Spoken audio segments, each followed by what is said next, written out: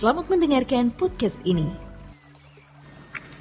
Kebenaran itu harus dipahami secara lengkap, secara utuh, sinergi dan komprehensif.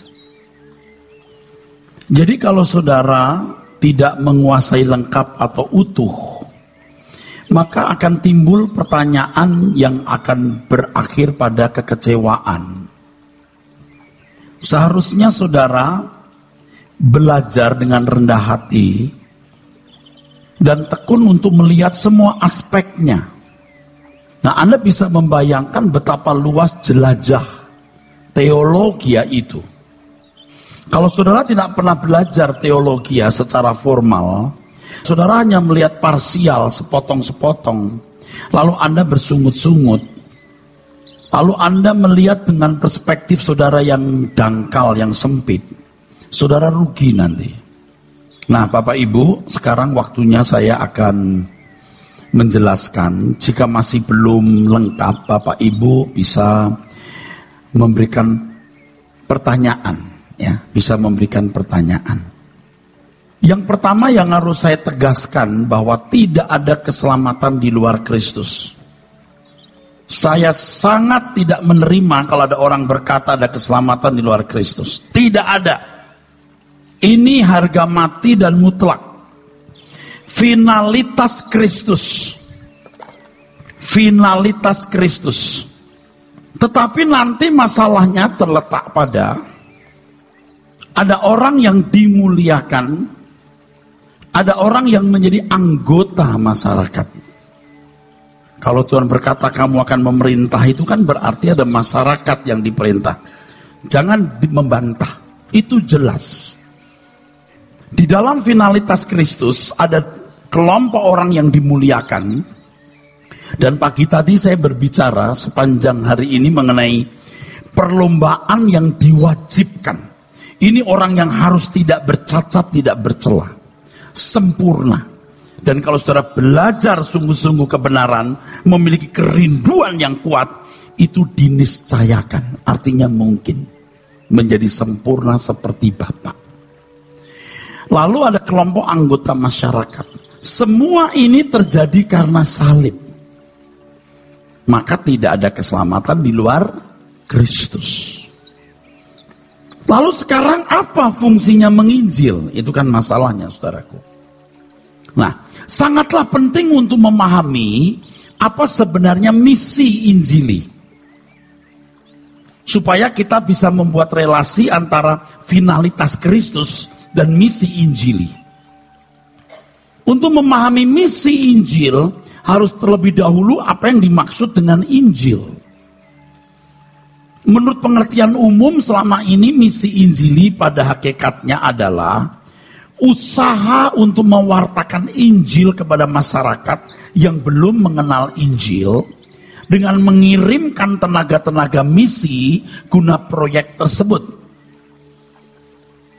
Bapak Ibu Saudaraku, sebenarnya misi Injili adalah aktivitas yang tidak terbatas oleh ruangan, waktu dan personilnya.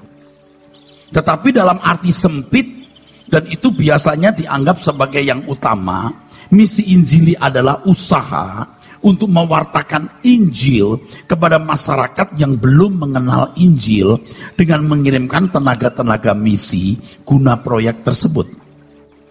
Sebenarnya misi Injili ini aktivitas yang tidak terbatas ruangan, waktu, dan personilnya. Sebuah aktivitas yang melibatkan semua orang percaya di segala tempat dan sepanjang zaman. Untuk ini mari kita melihat Matius 28 ayat 18 sampai 20. Ketika Tuhan Yesus bangkit, Tuhan memberikan apa yang disebut sebagai the Great Commission atau amanat agung, saudara.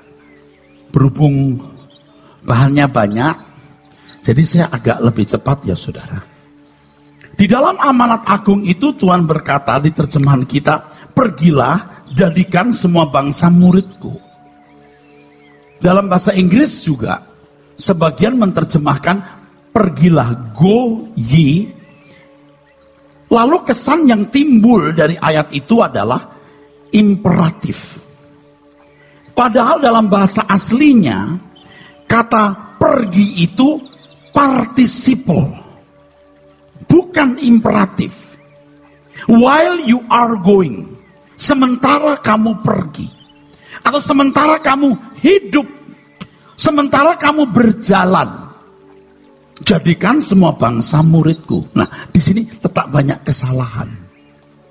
Memang ada orang-orang yang terpanggil secara khusus menjadi tenaga-tenaga misi, setuju, yang tidak memiliki pekerjaan sekuler, yang khusus pekerjaannya ke banyak tempat yang belum tersentuh Injil untuk memberitakan Injil. Nanti masalahnya yang kita akan persoalkan, Injil itu apa? Kan kalau Injil yang kita pahami gini, percaya Tuhan Yesus bro, terima Tuhan Yesus kamu akan selamat. Percaya itu apa? Yang dimaksud menerima itu apa? Kan harus dibedah secara cerdas. Banyak orang berpikir bahwa yang namanya menginjil itu cerita tentang Yesus kepada tetangga lalu membawanya ke gereja. Itu bukan salah loh. Itu bukan keliru saudara. Itu salah satu metode. Secara teknis. Kalau Rasul Paulus dulu saudara, dia pergi ke komunitas-komunitas Yahudi. Jadi ada komunitas Yahudi, dia pergi ke situ, sinagog, dia mulai memberitahukan bahwa apa yang dinubuatkan Alkitab, ini loh, sudah digenapi dalam Tuhan Yesus. Kalau dia pergi ke satu tempat dunia kekafiran, di situ dia hadir di tengah-tengah perdebatan seperti di Athena, misalnya di Areopagus, tempat di mana orang-orang bisa menyampaikan ide-idenya. Lah Paulus di situ. Dan itu salah satu metodenya. Metode sesuai dengan zamannya. Apakah Anda bisa datang ke setiap masjid lalu cerita tentang Yesus? Nggak bisa. Apakah Anda bisa langsung berdiri di tengah-tengah perdebatan di masyarakat umum? Anda tanpa izin ditangkap polisi. Harus melihat konteks dengan jelas. Nah, di Matius 28 ayat 18 sampai 20 itu saudaraku, Tuhan memberikan amanat agung kepada kelompok murid-murid. Lalu nanti secara khusus kita mengenal Paulus, Silas, Barnabas. Ini penginjil-penginjil saudaraku. Pada waktu itu, berita Injil atau tentang Tuhan Yesus atau pengajarannya baru muncul. Dibutuhkan orang-orang yang harus pergi ke banyak tempat untuk memberitakan Injil. Ini yang tadi saya sebut sebagai tenaga-tenaga misi, saudara. Ini orang-orang khusus. Orang-orang khusus atau orang-orang yang memiliki panggilan khusus untuk itu. Saya tidak mengatakan salah,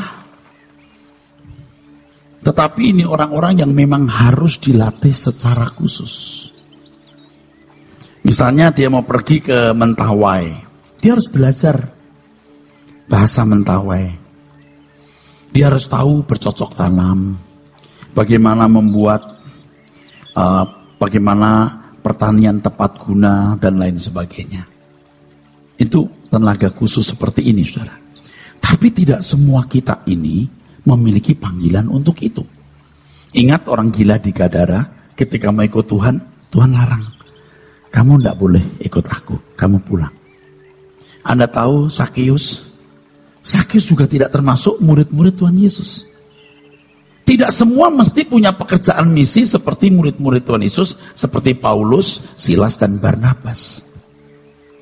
Jadi saudara sekalian harus mengerti pengertian misi dalam konteks kekristenan secara sempit berarti pengutusan seseorang sebagai tenaga misi ke tempat-tempat di mana Injil belum diwartakan. Tapi dalam arti yang luas dan mendalam atau lengkap, misi memiliki orientasi yang lebih dari sekedar memberitakan Injil. tetapi membeberkan kebenaran secara utuh, lengkap, agar kebenaran yang tertulis di dalam Alkitab diekspresikan, diterjemahkan dalam kehidupan si pemberita dan orang yang mendengar berita.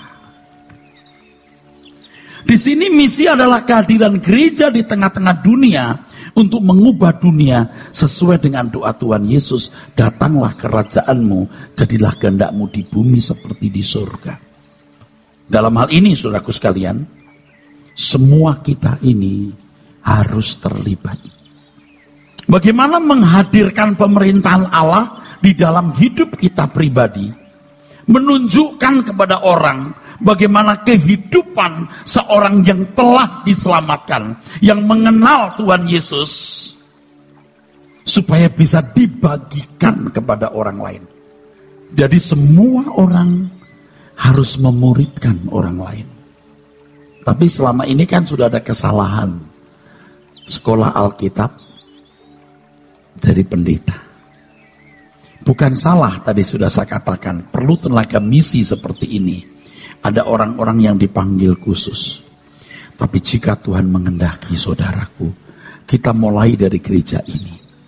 Kita akan didik anak sekolah minggu, kita didik remaja, kita didik pemuda, kita perlengkapi dan semua pengajaran teologi, ya, kalau perlu bahasa asli Alkitab, supaya semua bisa memberitakan kebenaran. Yang pertama, melalui kehidupan secara konkret. Dua, penjelasan secara hermeneutik eksegesis yang tepat sesuai kaidahnya. Menimbang pengertian misi seperti ini, saudaraku, maka mengantar berita keselamatan dalam hidup bukan hanya dalam bentuk percakapan atau khotbah, tapi menghadirkan kerajaan Allah di tengah-tengah dunia secara konkret. Bagaimana pola hidup seorang yang ada dalam pemerintahan Allah itu? Menimbang pengertian misi ini, maka seorang pelaku misi hendaknya bukan saja mampu mempercakapkan berita tentang keselamatan dalam Yesus Kristus dengan kata-kata, tapi juga menggiring manusia dengan kebenaran lengkap dan utuh, bisa menerjemahkan iman yang diajarkan. Kan bukan begini saja, Yesus juru selamat, kalau kamu terima dia, kamu selamat, ayo ke gereja. Setelah ke gereja, ya sekarang udah jalan situ. Nah, bukan itu. Setiap kita harus membidik orang untuk kita muridkan. Kita muridkan bukan hanya kita mengajar dalam arti seperti program pemuritan. Bapak Ibu, setiap kita harus berjumpa dengan Tuhan, memiliki pengalaman konkret dengan Tuhan, mengalami hidup dalam pemerintahan Allah, dan apa yang Anda alami itu Anda bagikan kepada orang lain untuk mengalami hal yang sama. Tuhan pasti mempertemukan saudara dengan orang-orang yang bisa satu chemistry dengan saudara, entah karena satu suku, entah karena satu karakter, entah karena satu kepentingan, misalnya di kantor, sama-sama dokter, sama-sama tenaga medis, sama-sama guru. Di situ saudara bisa membagi Injil itu. Jadi semua kita harus yang namanya berbuah. Berbuah bukan hanya membuat orang lain menjadi Kristen. Menjadi Kristen kalau dia tidak mengenal kebenaran dan menjadi anggota keluarga kerajaan Allah. Apa artinya, saudara? Tadi saya katakan kepada jemaat, kita melayani, saudara, kita besuk, kita bantu, kita capek-capek. Tapi kalau yang kita layani tidak mau ikut perlombaan yang diwajibkan, artinya tidak mau masuk dalam proses keselamatan, bagaimana dikembalikan ke rancangan Allah semula. Nah ya kita rugi capek-capek, saudaraku. Di sini Bapak Ibu harus mengerti bahwa Bapak Ibu pasti punya proyek. Jadi kalau Tuhan Yesus berkata, makananku melakukan kehendak Bapa dan menyelesaikan pekerjaannya. Setiap saudara pasti punya proyek. Melakukan kehendak Bapa artinya, bagaimana yang diinginkan dalam hidup kita pribadi itu, kita pahami dan kita lakukan. Yang kedua, bagaimana kita bisa bertemu dengan orang-orang yang Tuhan pertemukan untuk kita bawa menjadi anggota keluarga kerajaan, mengacu pada hidup saudara. Jadi situlah kita bisa berbagi. Tidak heran kalau Tuhan mengatakan, seperti aku menyerahkan nyawaku untuk kamu, kamu pun juga harus menyerahkan nyawamu untuk saudaramu. Di situ ada perjuangan untuk bisa membawa orang diubahkan Tuhan menjadi warga kerajaan surga atau warga keluarga kerajaan. Jadi kalau kita sendiri memang belum mengerti Injil, kita tidak mungkin bisa menginjil. Jadi menginjil bukan hanya cerita Yesus juru selamat, ajak berdoa, tidak jelas juga mau kemana arahnya. Maka saudara harus memiliki pemahaman yang benar apa Injil itu. Nah ini sama dengan proses menjala ya. Kan kita tahu yang namanya menjala jiwa. Kenapa Tuhan menggunakan kata menjala? Ikan itu kalau ditangkap, itu kan bukan untuk main-main lalu dilempar lagi saudara. Kalau seperti yang saya lihat di TV, orang mancing ikan, ikannya besar, terus difoto jepret, dibuka, dilempar lagi. Saya kaget juga tuh, loh kok dilempar lagi? Kenapa nggak dipanggang jadi ayam bakar? Ayam bakar? Enggak. Memang mereka cuma mau, ya begitulah hobinya barangkali. Menjala jiwa itu ikan dari rawa, dari sungai, dari laut, diambil, digoreng, sampai meja makan. Sekarang bagaimana kita membawa orang sampai bisa dinikmati Tuhan? Maka saudara harus memiliki kehidupan yang sudah bisa dinikmati Tuhan. Supaya kita bisa mengajarkan orang bagaimana memiliki hidup yang bisa dinikmati Tuhan. Jadi kalau hanya membawa orang ke gereja, belum selesai. Jadi pengertian misi secara dangkal, tadi saudara tahu ya, mengutus tenaga misi. Tapi secara luas, secara mendalam, semua kita tenaga misi. Bagaimana kita menerjemahkan Injil dalam kehidupan konkret dan menularkan kepada orang lain atau membawa orang lain memiliki kehidupan yang sama. Dan itu wajib. Itu mesti. Maka Tuhan katakan kamu garam. Ditaruh dimanapun asin. Ditaruh dimanapun kamu bawa pengaruh. Kamu terang dunia. Dimanapun pasti terang itu membawa pengaruh sekitarnya. Nah masalahnya kita itu sudah asin belum? Masalahnya kita sudah terang belum? Banyak orang tidak merasa bertanggung jawab. Oh saya bukan penginjil. Saya tidak sekolah Alkitab. Oh itu yang sekolah Alkitab.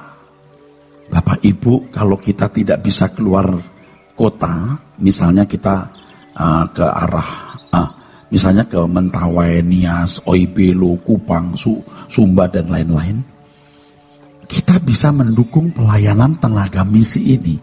Dan gereja harus selalu punya tenaga misi. Atau terlibat untuk pekerjaan misi. Untuk unreached people. Untuk orang yang tidak atau belum tersentuh Injil. Jangan bilang loh, kalau Pak Eras khotbah soal itu tuh keselamatan luar Kristen, lalu untuk apa kau menginjil? Pikiranmu pendek. Sekarang jelas gak? Mestinya sangat jelas. Anda bukan harus menginjil.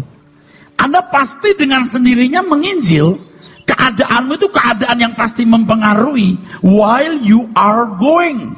Sementara kamu pergi. Kenapa ya Pak? Bukan imperatif. Masih kalah dengan partisipal. Kamu yang sopan ya. Itu kesopanan jadi perintah. Tapi kalau kesopanan menjadi esensi, nah itu yang lebih berkualitas, betul? Ya. Makan buah ya. Jangan makan lemak terus, buah. Tapi ada orang yang tidak usah diperintah, memang makannya buah. Lebih berkualitas. Dengan sendirinya, kemanapun kita berada, kita membawa dampak. Dengan menimbang pengertian misi ini, maka setiap orang Kristen harus dalam misi Bapa. Tidak ada seorang pun anak Tuhan yang tidak turut menanggung beban ini. Kalau bukan, kamu bukan anak. Semua anak Allah pasti punya beban. Tidak ada seorang pun anak Tuhan yang tidak turut menanggung beban ini. Dalam hal ini kita harus dapat membedakan antara misi dan panggilan. Misi dan panggilan.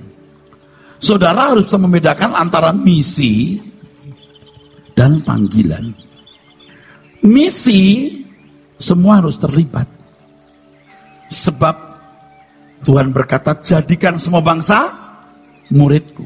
Kamu akan menjadi saksiku sampai ke ujung bumi. Anda tahu di mana ujung bumi? Bumi ada ujungnya? Ada. Di mana kamu berdiri itu ujungnya.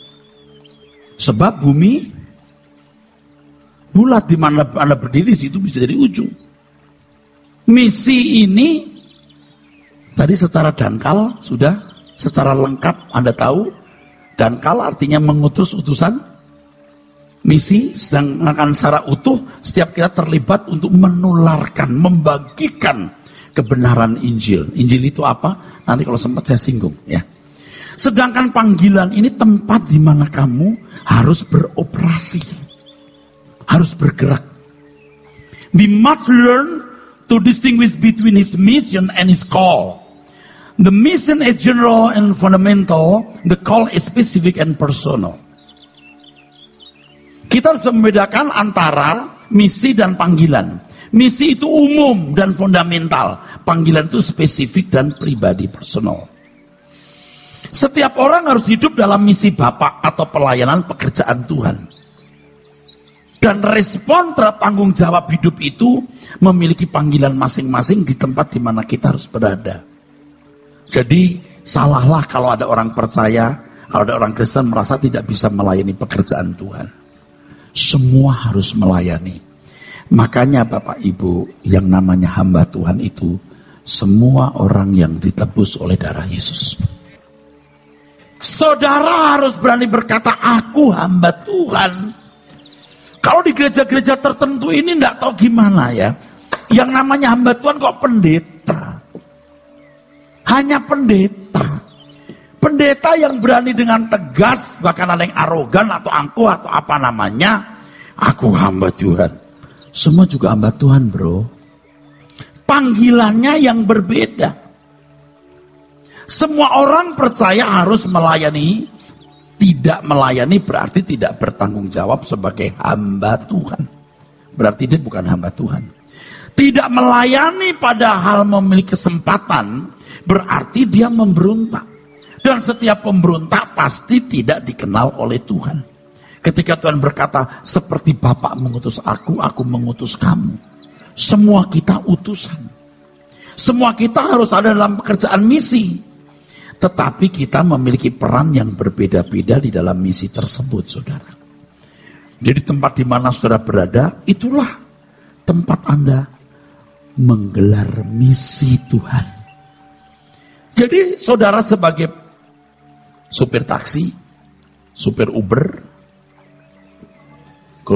Gojek. Loh ini betul. Saudara sebagai insinyur, dokter, pedagang, ibu rumah tangga yang harus mengurus rumah tangga dan suami, anak-anak. Anda itu punya tempat. Setiap orang percaya kepada Tuhan Yesus dan hidup di dalam Dia harus hidup seperti Yesus hidup, yaitu menjadi utusan Bapa.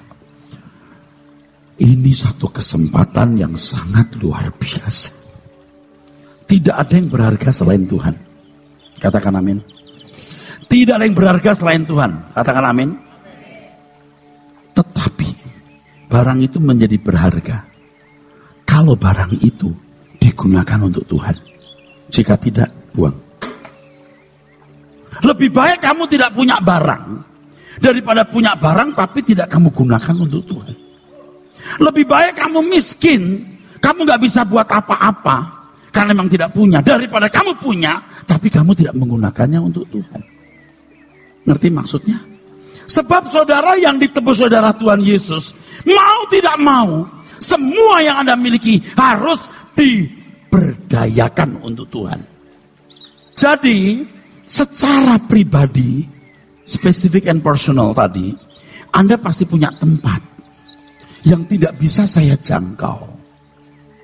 Ibu-ibu yang dagang makanan di Senin pagi-pagi jam 4 misalnya.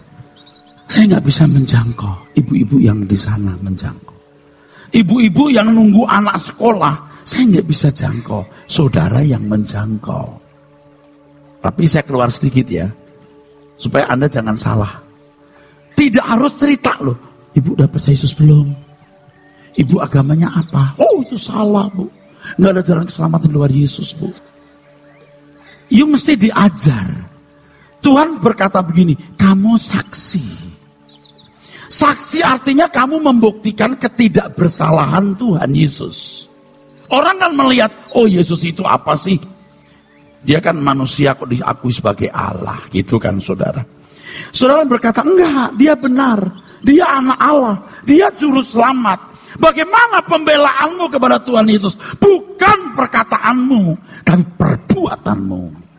Saudara jadi saksi. Dia tidak salah. Itu bukan perdebatan apologetika semata-mata. Tapi kehidupannya membuktikan Anda diubah oleh sosok yang hebat ini. Justru itu lebih efektif. Ketika Anda duduk di antara ibu-ibu, Anda mempunyai kata-kata yang tepat, mempunyai zaman kasih yang tulus. Orang juga berasa Pak. Kecuali dia binatang. Kalau dia manusia, dia tahu ibu ini gak banyak ngomong tapi tulus. Ibu ini nyenengin mukanya, walaupun tidak mulus seperti mukaku yang tiap 3 minggu ke tempat salon kecantikan, tapi seneng. Orang juga berasa bu. Nanti pasti ada kejadian-kejadian yang Tuhan akan membuat Anda dipromosikan. Seperti misalnya tiba-tiba dia kejepit, dia berdarah, loh betul itu. Lalu Anda ambil sesuatu, Anda rawat apa? Selalu ada. Nah disitulah respon Anda harus ada. Bu saya antar ya. Nanti saya balik lagi. Mari saya bawa mobil kok. Gak apa-apa, oke. Saya bawa ke rumah sakit dulu. Di rumah sakit begitu masuk, kalau Anda keluar duit dulu deh gak apa-apa. Itu ya, you menyelamatkan nyawanya. Bukan nyawanya secara fisik, nyawa kekalnya. Tapi semua tentu harus kontrol oleh Roh Kudus. Jangan terus kedandapan nyari-nyari orang siapa yang. Semua harus tunggu komando Tuhan. Amin. Dan kesempatan itu selalu ada. Hanya kita sering tidak mau ngerti. Kita rasa dirugikan. Kita lupa kita ini adalah agen-agen Tuhan. Agen transformasi yang merubah pikiran orang. Dengan cara apa? Dengan segala cara. Dan Allah kan punya banyak cara menolong kita. Tidak bisa Anda tidak menginjil. Tidak bisa Anda tidak menjadi saksi. Sebab Anda memang fungsional harus menjadi saksi. Pembantu rumah tanggamu, sopirmu, pegawaimu, dia harus melihat hidupmu menjadi saksi. Engkau membela Tuhan Yesus bahwa dia tidak bersalah. Benar, dia anak Allah, juru selamat satu-satunya. Saudaraku sekalian, jadi seperti yang saya singgung bahwa panggilan itu berkenaan dengan respon terhadap tanggung jawab hidup kepada Tuhan, yaitu hidup dalam misinya. Maka setiap kita harus menemukan tempat yang khusus. Anda tidak boleh nganggur. Anda tidak boleh tidak efektif. Anda harus punya tempat. Dan di tempat itu Anda harus efektif buat Tuhan. Kalau sekolah, jadi mahasiswa yang pinter. Kalau goblok, you mau bersaksi apa? You punya ekonomi diusahakan baik. Baik itu relatif di kelasmu loh. Ada orang yang kelasnya hartanya 10 miliar. Ada yang kelasnya 100 miliar. Ada yang kelasnya 1 triliun. Ada. Tapi makin tinggi makin gak ada. Jujur. Gak ada yang mau jadi hamba Tuhan maksudnya. Tenggelam dengan kekayaan. Ada yang kelasnya 10 juta, 5 juta, 2 juta, 200 ribu. Kalau di antara pemulung, ya 50 ribu per hari. Relatif kan? Tapi saudara pasti tidak jadi beban bagi orang. Walaupun untuk sementara waktu, ada di antara saudara yang pasti jadi beban untuk orang lain. Dan Tuhan berkata, orang miskin selalu ada padamu. Jadi kalau kita ketemu saudara kita membutuhkan pertolongan, Anda harus perkarakan, ini bagianku enggak? Jangan, oh enggak, awas loh. Itu bagianmu. Dan menjadi kehormatan kalau kita bisa membagi milik kita untuk orang lain. Dan ketika kita melakukannya, kita harus berpikir bahwa kita berbuat untuk Tuhan. Supaya dia bisa mandiri, bisa kuat, bisa hidup, dia jadi saksi. Gereja nggak boleh nggak menolong orang. Ya. Nah, di tempat saudara itu Anda harus efektif. Jangan jadi orang yang tidak berguna. Jangan jadi orang yang jurusnya simbiosis parasitisme. Artinya cuma jadi parasit. Nggak boleh. Tapi ingat ya, selalu saja ada orang susah yang harus kita pikul bebannya. Dan kita bimbing dia bisa mandiri, saudaraku. Amin. Oleh sebab itu kita harus punya tempat. Ibu rumah tangga yang bagus, anak-anak berhasil, wah, suami-suami dijagai dengan baik. Kalau Anda dagang, semua harus punya tempat. Tidak boleh nggak jelas, sana nggak bisa, situ nggak bisa. Bisanya apa? Bisanya nggak bisa. Bagaimanapun kehidupan kita sebagai orang Kristen, saudaraku, itu bertalian dengan semua aspek hidup. Yang saya sedih ya, saudara. Ada orang-orang yang mengaku hamba Tuhan, yang tidak produktif, yang kerjaan cuma berdoa. Oh, saya hamba Tuhan. Kerjaannya apa? Oh, hamba Tuhan. Lalu, ya kita hamba Tuhan saja. Ngapain? Ya, kita mendoakan orang. Saya bukan tidak setuju dengan orang-orang full timer. Orang di sekitar saya larang bekerja. Kalian khusus ngurusin jemaat. Telepon mau jam berapapun diangkat teleponnya. Nggak boleh kerja sekuler. Perhatikan jemaat. Tapi ada hamba-hamba yang nggak jelas siapa yang dibawahi. Nah, yang begitu-begitu Anda jangan gampang percaya. Kalau saya spesialisnya doa syafaat, Pak. Oh. Jadi kalau Bapak ngundang saya datang. Bapak buka toko, saya doa di samping toko itu. Kau pikir toko saya mesti didoakan kayak toko-tokonya orang-orang Jawa, mesti ngundang Nyi Roro Kidul? Tokoku itu milik Tuhan. Jadi harus kukerjakan dengan baik dan Tuhan pasti memberkati.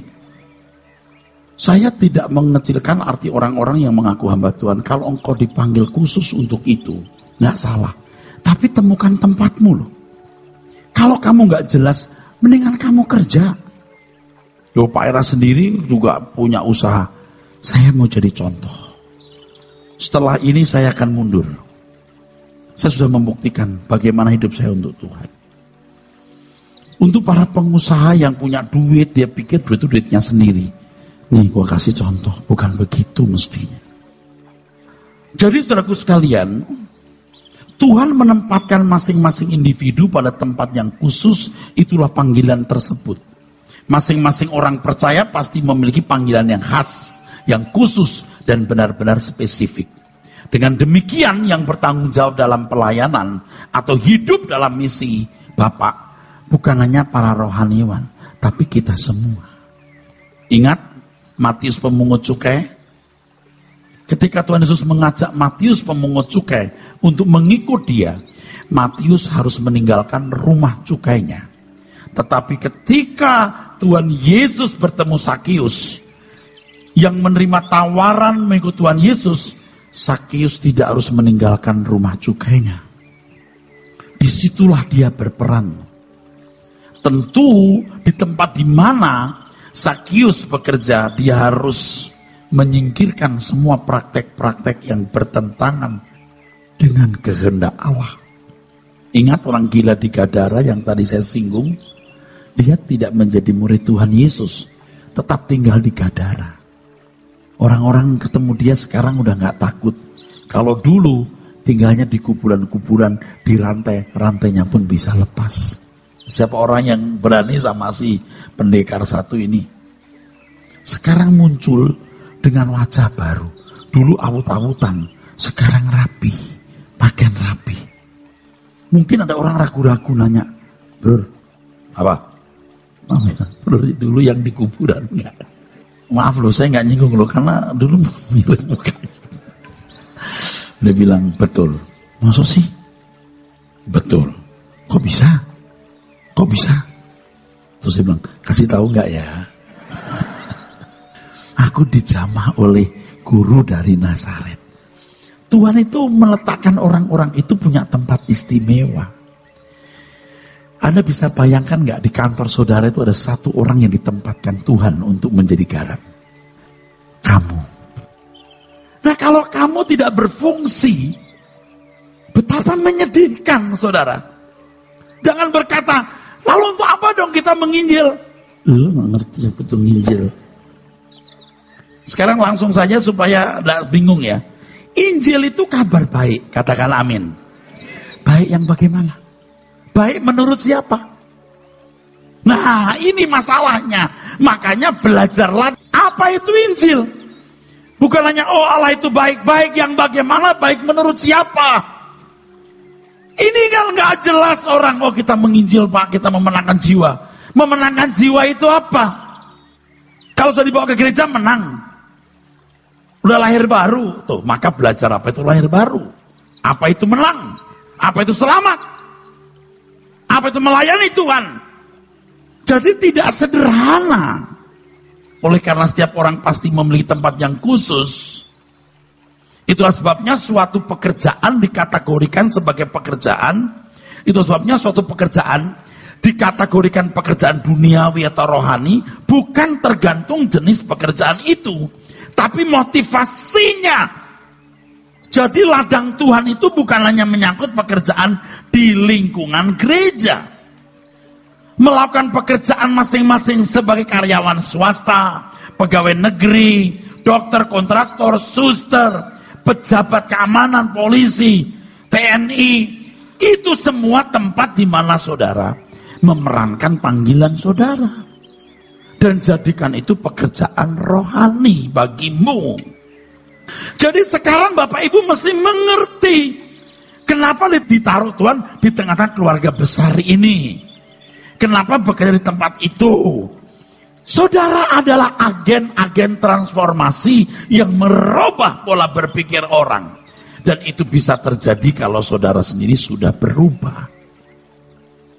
Oh, Anda menjadi berkat untuk mengajarkan apa itu Injil.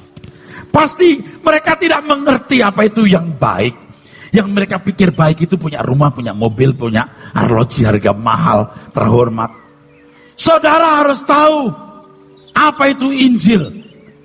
Kasih tahu ada kabar baik yang bisa menyelamatkan jiwamu, yang merupakan harta abadi, dan saudaralah agen Tuhan. Jadi kabar baik ini harus dipahami dengan benar. Banyak orang memahami Injil sekedar kabar baik tanpa memahami maksud kabar baik itu. Jadi saya juga capek kalau dengar orang, ya kalau begitu untuk apa kita menginjil? Injil sendiri kamu ngerti nggak artinya apa?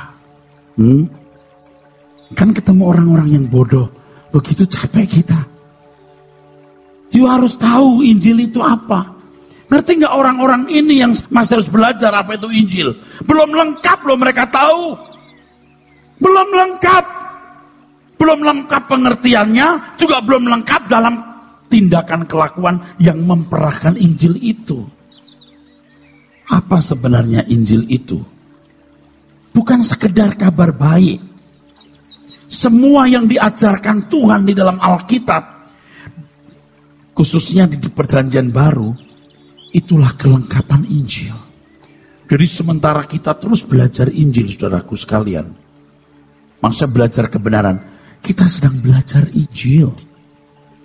Ingat di Matius 16 ayat 23, ketika Petrus dihardik oleh Tuhan Yesus, "Ingat iblis, engkau suatu batu sandungan bagiku." Petrus kan berpikir, Yesus ini akan jadi raja. Jadi jangan ke Yerusalem. Nanti kalau ke Yerusalem, dibunuh, disalib. Ya jangan dong, kiranya Allah menjauhkan hal itu. Hal itu sekali-kali takkan menimpa engkau, Tuhan. Tuhan berkata, "Nyah iblis." Kan Petrus punya konsep Injil, amin. Halo? Konsep Injilnya Petrus salah, amin. Iblis nih. Dan tidak berlebihan kalau saya katakan banyak Injil yang sebenarnya bukan Injil. Injil palsu. Tidak heran kalau di Galatia pasal 1 ayat 1 sampai 10, saking gemesnya Paulus, dia berkata, kalau ada orang yang memberitakan Injil yang berbeda dengan Injil yang kuberitakan, siapapun dia, biar malaikat terkutuklah. Pak, jangan mengutuk. Alkitab yang bilang, bukan gua. Kenapa? Kalau Injil salah diberitakan, orang gak selamat. Makanya Anda tidak bisa menginjil tanpa menunjukkan perubahan hidup seorang warga kerajaan surga, seorang yang diselamatkan, seorang yang punya keagungan martabat anak Allah. Kalau cuma khotbah tentang Injil, sekolah 4 tahun khotbah bisa, bro. Tapi justru itu yang paling merusak. Makanya dari sekolah minggu, tolong deh, kita garap anak-anak sekolah minggu, remaja pemuda, supaya mereka bisa menjadi orang-orang yang mengerti kebenaran, mengenakan kebenaran, menularkan kebenaran, dan menyelamatkan jiwa. Anda tidak bisa loh menginjil tanpa menunjukkan keadaan orang yang punya Injil dan memperagakan Injil. Hidupmu itu Injil yang diperagakan. Alkitab itu Injil yang ditulis. Buku-buku itu Injil yang ditulis. Tetapi yang Tuhan mau juga adalah Injil yang dikenakan. Sehingga bau harum adalah kelakuanmu. Bau harum yang dicium setiap orang di sekitarmu. Dan engkau menjadi saksi dari kebangkitan Tuhan. Kalau begitu, orang Kristen nggak perlu menginjil dong, Pak. Itu pertanyaan beberapa orang dari kemarin. Sampai ada orang yang, wah nih, sudah sesat Pak Erastus. Sudah sesat itu Erastus. Loh, ini benar. Makanya banyak hal yang tidak kepikir oleh saudara, karena Anda belum tahu. Sekarang Anda setelah tahu begini, oh begitu ya. Nih lah saudara. Yang ini penting. Ketika kita menginjil, kita membuat anggota masyarakat ini, apalagi orang yang anggota neraka di sini, harus masuk ke sini. Ini kan banyak orang sudah baik. Nggak cukup harus masuk sini. Orang-orang Kristen yang baik-baik pun nggak cukup harus masuk sini. Makanya menginjil itu sebenarnya bukan hanya untuk orang kafir, juga orang Kristen yang setengah kafir. Amin, saudara. Jadi kalau saudara ya punya saudara, family yang Injilnya salah, you stres nggak? Stres. Begini kok, begini Ci. Oh enggak. Anda tahu nggak, susah nggak jelasin? Saya sudah mikir itu. Baru tahu rasa kan? Capek mikir orangnya, udah pikirannya udah kemana-mana. Malah dia bilang gini, alah lu yang sesat. Kita capek lu ngurusin orang begini nih. Tapi gini, jangan banyak bicara. Makanya tadi ketemu ibu-ibu yang tadi itu, ibu-ibu yang jaga anak-anak itu, jangan banyak bicara.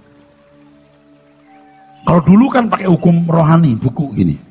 Pak, selamat malam Pak. Saya David Wijaya. Pak udah kenal Yesus belum? Menurut hukum rohani Pak, itu dosa sudah menurut manusia, hilang kemuliaan. Jadi salib menghubungkan. Di luar Yesus tidak ada keselamatan. Dia kan orang timur ya. Oh iya ya. Ya gitu ya. Iya ya. Gitu ya. Iya. Bapak percaya Yesus nggak? Ya deh. Ya saya percaya juga. Bapak mau terima Yesus nggak? Tapi saya udah punya agama, gimana ya? Saudara kan nggak taktis. Orang taunya menginjil itu begitu. Kalau dulu saya begitu. 1976 di Jalan Ratu Harhari, di sepanjang jalan Kalimalang, tempatnya bencong, pelacur, dan preman. Saya sudah menginjil dengan 4 hukum rohani. Dulu ada satu lembar kecil, manusia jatuh dalam dosa, begini nih saudara. Jadi kalau soal menginjil, you jangan macam-macam. You belum lahir, saya udah menginjil. Belum lahir baru maksudnya. Dulu begini, manusia jatuh dalam dosa, gini ya. Terus sini ada api-api, salib di sini. Terus ada orang jalan di sini. Dia akan jatuh, dia bisa lewat sini. Surga. Dan saya juga heran, saya berani banget loh waktu itu. Dengan wajah tanpa dosa, tanpa malu. Karena tahunya begitu. Kalau engkau nggak memberitakan Injil, orang masuk neraka, kamu dituntut. Waduh. Itu kan dulu saya diajarin begitu. Jadi kemana-mana bawa buku gini. Buku kecil-kecil kita kantongin gitu. Saya sudah ngalamin. Itu kalau pas lagi ada, kan dulu suka ada kayak kamtip gitu ya. Itu bencong-bencong suka dinaikin ke truk gitu. Wah, pada lari, saya ikut lari. Aduh. Saya punya pengalaman yang cukup menakutkan, saudara. Soal bencong ya. Dia kan badannya gede gitu ya. Terus mukanya gimana gitu. Mukanya pokoknya serem aja gitu loh. Pakai ini, maaf ya ini gede ini. Tapi gak jelas gitu. Jadi saya serem. Tapi saya menginjil. Saya bawa baju dari rumah, saudara. Baju lebih. Ada 4-5, sungguh. Terus saya kasih bagi. Kita ke gereja ya, ke gereja. Saya bawa ke gereja. Di antara mereka, dulu di jalan Latu Harari dekat jalan yang jual sop kambing itu apa ya? Blora. Jadi itu orang-orang yang suka makan nasi sisa bekas. Baunya amis-amis. Jadi saya bawa ke GPIB Paulus Jalan Sunda Kelapa. Taman Suropati, Sunda Kelapa seberangnya ya. Saya masih ingat ada pendeta Rompas, Latu Yamalo, Lumenta, Vikaris Wani. Masih Vikaris. Pak Wane masih Vikaris, sekarang malah udah emeritus. Ya. Nah, saya di situ. Karena saya di CD di situ dulu, saudara. Di katekisasi, bukan di katekisasi. Udah, saya kasih baju di daerah jembatan Layang Hak Latu Hari. Saya kasih baju. Waduh, ini kurang pas. Saya buka baju di bawah jembatan. Jembatan lagi dibangun atau apa waktu itu ya. Saya kasih dia kasih saya. Saya itu nekat banget loh. Itu usia masih sangat belia. Terus kita pergi ke gereja. Anda tahu nggak, sepanjang 5 atau 6 atau 7 saya lupa. Bau semua. Jadi orang ngeliatin saya. Jadi saya bengong ini. Tuhan saksinya. Saya punya pertobatan itu di gereja Protestan, bukan dari gereja karismatik. Wah, terus kita nyanyi gitu ya. Tuhan ambil hidupku, akan hormat bagimu gitu. Itunya, liturginya saya bawa pulang. Saya nggak dibimbing siapa-siapa. Pulang ke rumah, saya kebaktian 2 kali. Di rumah, di kamar, saya ini. Terus, adalah pertolongan kita dalam nama Tuhan, saya ikuti. Terus saya nyanyi sendiri gitu. Mengaku dosa. Nggak ada pembimbing. Tapi saya sudah bertobat, saudara. Dan pertobatan saya pasti berakar dari sekolah minggu. Karena waktu sekolah minggu, saya diajar kebenaran. Sehingga waktu saya di Jakarta, saya masuk pertobatan. Saya ingat soal di dunia ini ada 2 jalan. Ya, jalan sempit, jalan lebar. Gitu, saudara. Sekarang menginjil nggak harus begitu. Kalau cuma begitu belajar sekolah Alkitab 4 tahun lu ngomong tentang Tuhan pinter. Sekarang harus belajar kebenaran secara utuh. Dan kebenaran itu harus dikenakan. Sehingga dimanapun Anda mau dampak. Dimanapun Anda mau perubahan. Dimanapun orang melihat pemerintahan Allah di dalam hidup saudara. Dan Anda pasti menginjil. Harus menginjil. Harus berbau harum. Jadi jangan merasa Anda bukan hamba Tuhan. Tanggung jawab keselamatan jiwa ini ada di tangan semua kita. Semua kita. Dan ini kehormatan, saudaraku. Ketika suatu hari, saudara ke surga, lalu ada orang ke surga, lalu orang berkata begini, Tuhan, orang ini yang membawa saya kepadamu. Tuhan, orang ini yang memperkenalkan kebenaran. Sehingga saya ada di sini. Itu membahagiakan sekali, saudaraku. Dan harga jiwa lebih dari semua kekayaan dunia ini kalau dikumpulkan. Bukan hanya membuat mereka jadi anggota gereja, tapi masuk dalam anggota keluarga kerajaan. Atau kita bisa ketemu Tuhan dan berkata, Tuhan, aku membawa saudaraku masuk ke dalam keluarga kita. Dan itu kebahagiaan yang tiada tara. Oleh sebab itu ketika Tuhan Yesus berkata, akulah jalan, kebenaran dan hidup, tidak seorang pun sampai kepada Bapa kecuali melalui aku. Ayat itu berarti bukan sekedar masuk surga, tetapi benar-benar masuk ke dalam persekutuan dengan Bapa. Saya sedih kalau orang memahami ayat ini salah. Nggak ada keselamatan di luar Kristus, Pak. Amin. Tetapi yang ayat ini harus Anda tahu sampai kepada Bapa. Anda tahu nggak Bapa itu? Nah, perlu belajar Allah Tritunggal. Tuh, masalah lagi. Jadi harus komprehensif. Siapa Bapa itu? Siapa Tuhan Yesus? Kalau sampai kepada Bapa, itu bukan hanya masuk surga loh, saudaraku. Dimuliakan bersama dengan Tuhan Yesus. Amin. Kita harus sampai kepada Bapa, baru bisa bawa orang sampai kepada Bapa. Bukan hanya menjadi anggota masyarakat. Sebab kelas kita ini kelas yang membawa orang kepada Bapa. Ketika orang memahami Injil, perhatikan, ini kalimat penting, saudara. Kalimat yang penting. Dia akan tahu betapa bernilainya, betapa berharganya Injil itu. Sehingga